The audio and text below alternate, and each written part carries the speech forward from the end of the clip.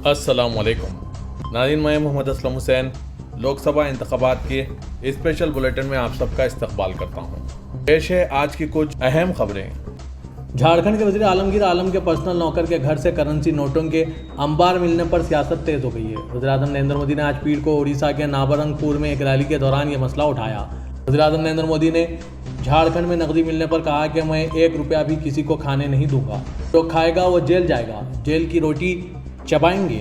आज आप घर जाएं तो टीवी पर ज़रूर देखें कि आज झारखंड में आपको नोटों के पहाड़ नजर आ रहे हैं। मोदी ने रैली में कहा कि मोदी ने चोरों को पकड़ लिया है, इनकी लूटमार बंद की गई है। अब हम मोदी को गाली देंगे या नहीं, ज़्यादती के बाद काम करना चाहिए या नहीं, क्या आपके जायज़ पैसे को बचाना जायज़ है या नाजायज़।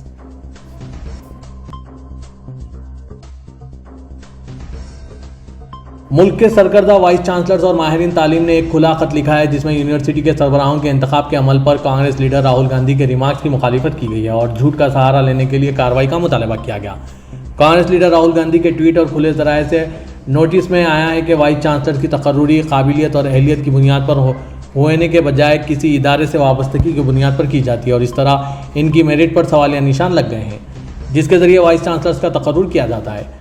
मुल्क के सरकर्दा वाइस चांसलर ने कहा कि हम वाज़ेह तौर पर इनके दावों को मुस्तरद करते हैं। इस खत को पढ़ें जिसमें मुल्क भर से 181 दस्तखत कुनिंदगान ने अपने दस्तखत किए हैं। खत में कहा गया कि जिस अमल के जरिए वाइस चांसलर का इंतखाब किया जाता है, इसकी खुसूसियत, काबिलियत, इल्मी इम्तियाज़ और दियानतदारी की इक़दार पर मबनी सख्त, शफ़ाफ, सख्त तरीक़ेकार से होती है।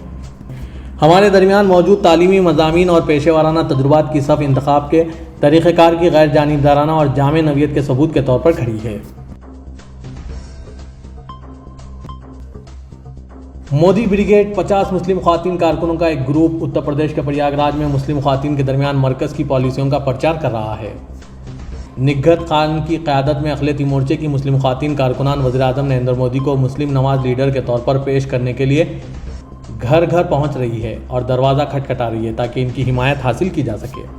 निगहत, जो बीजेपी के अक़लियती मोर्चे की ज़िला सेक्रेटरी भी है, उन्होंने कहा कि 50 सरगर्म ख़वातीन पार्टी कारकुनों का एक ग्रुप पार्टी उम्मीदवार प्रवीण पटेल के लिए मुहिम चला रहे हैं, जो फूलपुर पार्लिमानी सीट से इलेक्शन लड़ रहे हैं, जिनमें चकिया, अटाला, कसारी शामिल हैं।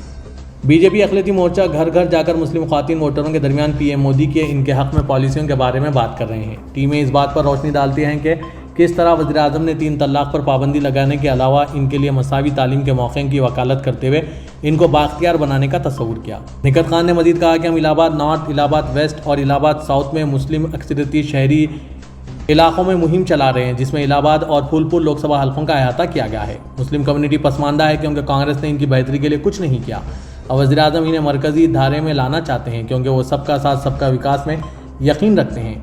निगहत खान ने यह बात कही।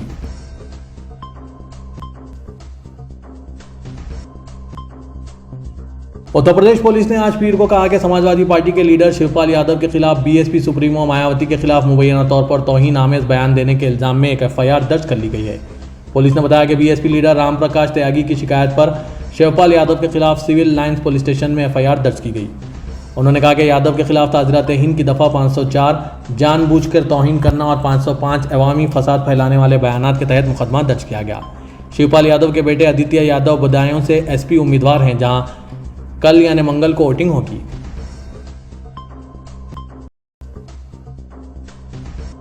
जम्मू कश्मीर नेशनल कॉन्फ्रेंस के रहनुमा फारूक अब्दुल्ला ने मरकजी वज़ीर दिफा राजनाथ सिंह के इस तबसरे पर रद्दअमल जाहिर करते हुए कहा कि पाकिस्तान ने चूड़ियां नहीं पहनी हैं और इसके पास एटमी बम भी मौजूद है जो हमला हम पर कर सकता है। उन्होंने कहा कि अगर वज़ीर दिफा ऐसा कह रहे हैं तो ऐसा करें, हम कौन हैं रोकने वाले, लेकिन याद रखें कि पाकिस्तान ने चूड़ियां नहीं पहन रखी है, इनके पास भी एटमी बम है, फिर वो बम हम पर बरसाएंगे।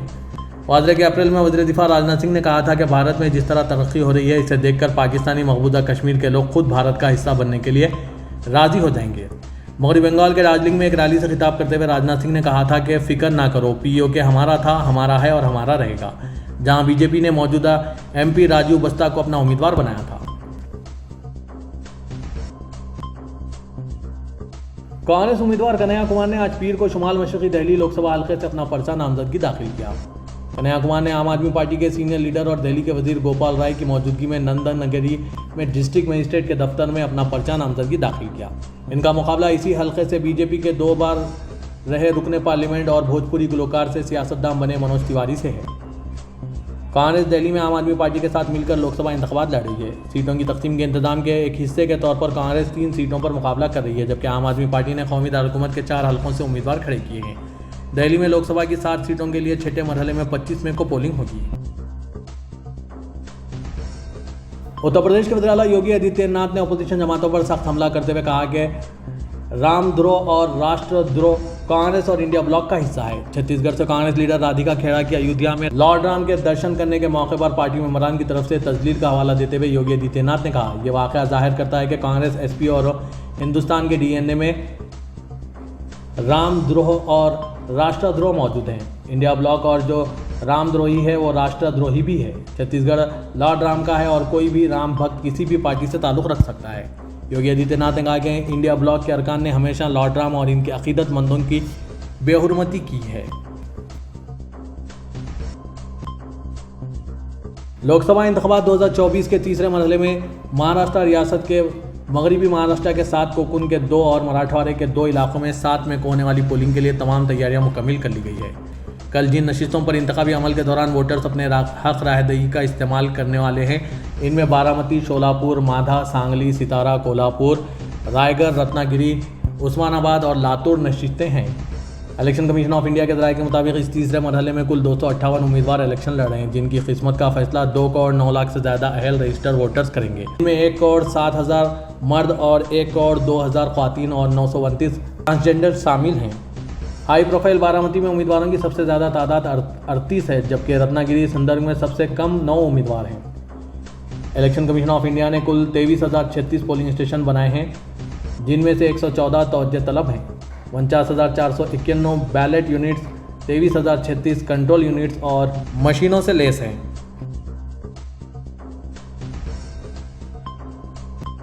तेलंगाना के जिला सिद्दीपेट के हुस्नाबाद के बीजेपी इंचार्ज श्री राम चक्रवर्ती ने कांग्रेस में शमूलियत अख्तियार कर ली। इनके साथ इनके हामी भी मौजूद थे। उन्होंने आज वजीर ट्रांसपोर्ट पूनम प्रभाकर की मौजूदगी में जुबली हिल्स में वज़ीर-ए-आला रेवंत रेड्डी से इनकी क़यामगाह पर मुलाकात की। इस मौके पर वज़ीर-ए-आला रेवंत रेड्डी ने इन्हें पार्टी का खंडवा पहनाया और इनका कांग्रेस में इस्तकबाल किया।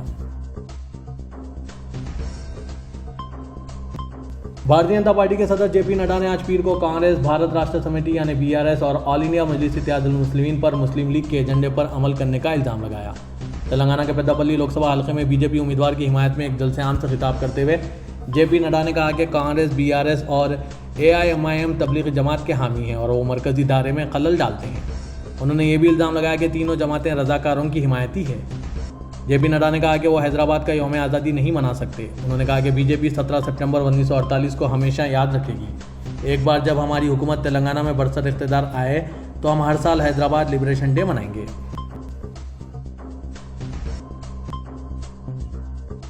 तेलंगाना के चीफ इलेक्टोरल ऑफिसर विकास राज ने हैदराबाद में ऑल सेंट्स हाई स्कूल में कायम पोस्टल बैलेट वोटर सेंटर में strong room, data entry, postal ballot का मुआयना किया। इस मौके पर उन्होंने कहा कि जमहूरियत के तहफ़्फ़ुज़ के लिए हर एक को अपने वोट का हक इस्तेमाल करना चाहिए। उन्होंने कहा कि पोस्टल बैलेट वोटिंग 3 से 8 मई तक इलेक्शन ड्यूटी पर मामूर मुलाजमीन के लिए की जाएगी। उन्होंने कहा कि इतवार तक 50% से ज़्यादा होम वोटिंग मुकम्मिल हो चुकी है। इस मौके पर district election officer GHMC commissioner Ronald Rose ने कहा कि ज़िले में पार्लिमानी इंतखाबात के पेश नज़र घर घर वोटिंग मुहिम इसी तरह जारी रहेगी जिस तरह कंटोनमेंट असेंबली ज़मीनी इंतखाबात के दौरान सहूलत मराकज़ कायम किए गए हैं। हैदराबाद और सिकंदराबाद पार्लिमानी हल्के में अब तक 479 राय दहिंदों ने इतवार तक घर बैठे अपने वोट का हक इस्तेमाल किया है। उन्होंने कहा कि ज़िले में वोटिंग का तनासुब बढ़ाने के लिए बेदारी पैदा की जा रही है। वाज़े किया कि पोलिंग स्टेशन में तमाम सहूलियात फराहम की जा रही है। इस मौके पर कमिश्नर पुलिस हैदराबाद श्रीनिवास रेड्डी भी मौजूद थे। डिस्ट्रिक्ट इलेक्शन ऑफिसर ने इस सेंटर की तफसीलात से वाकिफ करवाया। चीफ इलेक्टोरल ऑफिसर को बताया गया कि सिकंदराबाद लोकसभा और कंटोनमेंट असेंबली हल्के के इंतखाबात के सिलसिले में खुसूसी पोस्टल बैलेट का मरकज़ बनाया गया है। विकास राज ने इस मरकज़ में फराहम की जाने वाली सहूलियात पर इत्मीनान का इजहार किया। तेलंगाना के वजीर इंफॉर्मेशन टेक्नोलॉजी श्रीधर बाबू ने उम्मीद जाहिर की है कि कांग्रेस पार्टी आंध्र प्रदेश में भी नशिस्तों पर कामयाबी हासिल करेगी। उन्होंने मीडिया से बात करते हुए कहा कि पड़ोसी रियासत में इंतखाबी मुहिम शिद्दत के साथ जारी है। हमारी क़यादत ने इस मरतबा कांग्रेस के सीनियर लीडरों को उम्मीदवार के तौर पर उतारा है। कांग्रेस पार्टी की क़यादत पर भरोसे से यकीनी तौर पर हमारे लिए बेहतर नताइज सामने आएंगे, क्योंकि हर कोई तब्दीली चाहता है और तब्दीली ज़रूरत बन गई है। मुत्तहिदा आंध्र प्रदेश की तकसीम के बाद तेलुगु देशम पार्टी ने तकरीबन 5 साल तक उस रियासत पर हुकूमत की थी। बाद अवाम ने वायएसआर कांग्रेस को एतमाद दिया। ये दोनों जमातें तकरीबन 10 साल तक बरसर इख्तियार थी। अवाम का यह एहसास है कि रियासत की बहबूद और तरक्की को नज़रअंदाज किया गया। आवाम को ये भी भरोसा है कि कांग्रेस जो भी कहेगी इस पर यकीनी तौर पर अमल करेगी।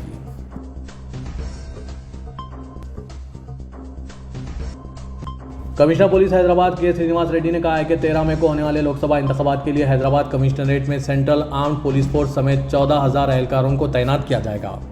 आज पीर को मीडिया के नुमाइंदों से बात करते हुए हैदराबाद कमिश्नर ने कहा कि इलेक्शन कमीशन ऑफ इंडिया के रहनुमा खतूत के मुताबिक शहर के अहम पोलिंग स्टेशनों पर सेंट्रल फोर्सेस के एहलकारों को तैनात किया जाएगा। हैदराबाद पुलिस कमिश्नर ने कहा कि इलेक्शन कमीशन ने हैदराबाद को सेंट्रल पुलिस की 22 कंपनियां फराहम की और ASD यानी गैर हाजिर शिफ्ट और डेड पोलिंग स्टेशनों पर खुसूसी तवज्जो मरकूज़ की गई है, जिन्हें नाजुक मुकामात के तौर पर दर्जाबंदी किया गया है।